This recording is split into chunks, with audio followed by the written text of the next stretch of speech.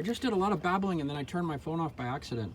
I wonder if I can combine these two videos at the library without having to babble. See, I don't like talking, by the way. As much as people don't like hearing me babble on, I don't like talking either.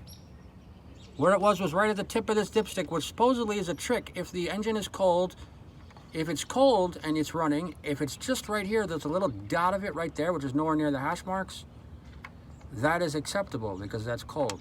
What they mean by cold could mean anything. That could be right after you start it. That could mean when everyone thinks it's warmed up and it's not warmed up. And that's what it looked like, and I'm like, wow, so it really is leaking transmission fluid. They actually told the truth. What's the occasion?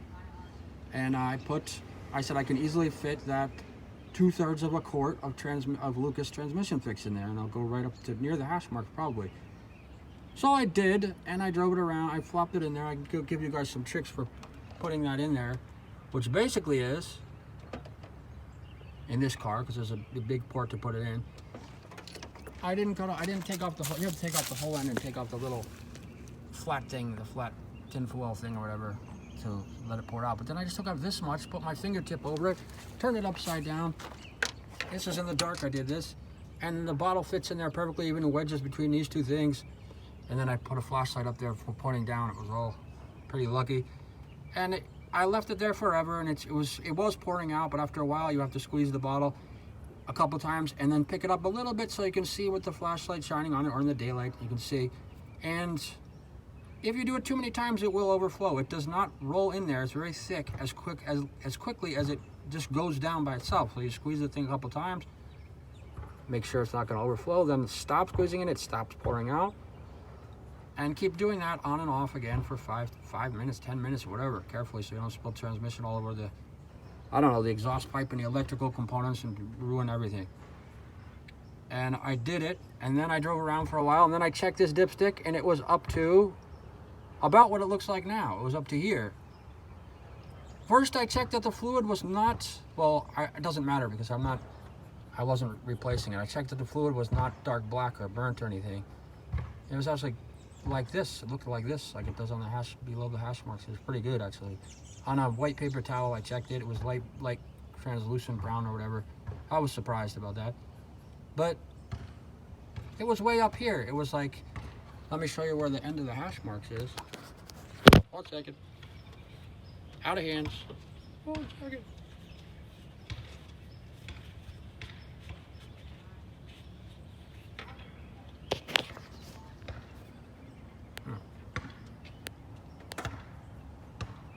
Difficult. Can't see anything. It was there.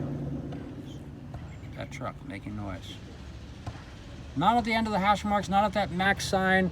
Up on that dot way up there is where it was. And there's two sides to this. You're supposed to pick the, even though they're both whatever, you're supposed to pick the lower reading and do it off that. But it's the same height on this thing on either side. And it was way up there, which looks like a whole set of hash marks above the other hash marks. I'm like, how did it go from being like a quart low to a quart high with 2/3 of a quart? And for a while, I thought maybe it literally got stuck in the fill port up there, and it was forming its own little Lucas seal up there. But then I'm like, then I turned it off. That's because I said, well, let me try turning it off. I'm like, wow, I turned it off, and it's still that high. That's really weird. Maybe it's stuck up there. I'm like, no. Then I'm like, no, when you turn it off, that means it's even higher.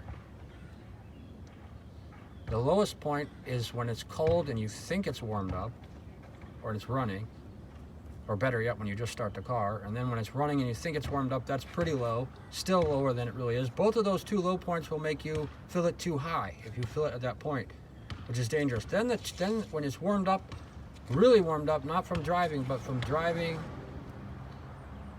And the way you warm up the transmission is not warming up the engine. The way you warm up the transmission is either drive 10 or 20 miles, I believe it was 15 miles, or put it in first gear and drive 2 or 3 miles. You could idle the engine or drive lightly forever.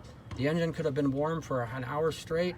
Transmission, well, not an hour straight, but the engine could be totally warmed up and the transmission might not be warmed up at all, and you're still reading a cold transmission with a normal engine setting.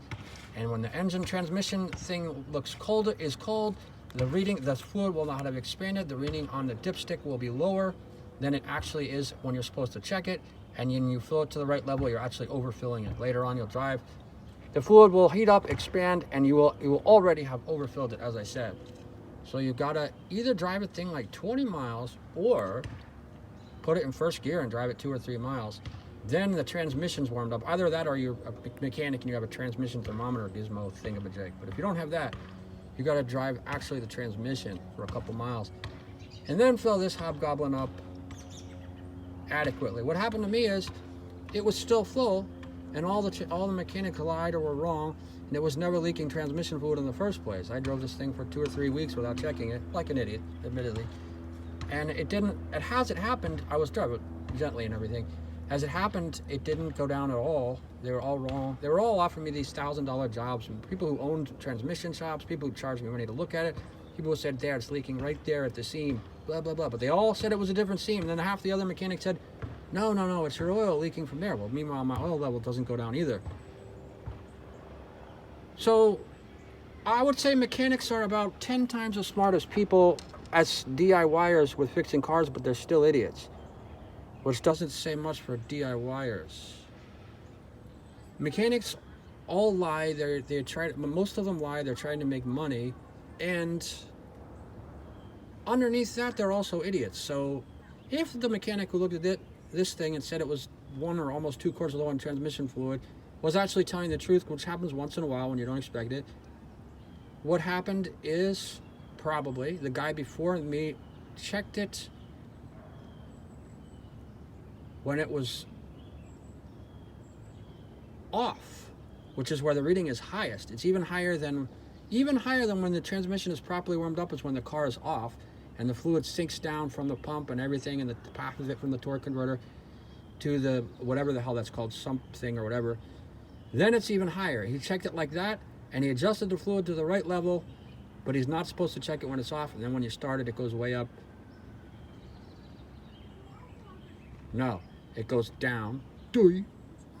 When you start it, if you checked it when it was off, which is where it always reads the highest, then it goes down, way down, and then when it warms up properly, it goes up some, and then it ends up 2 quarts low in this case, and that's why the mechanic said, you're 2 quarts low, because someone checked it and filled it at the wrong point, probably. Or that, or the mechanic was lying.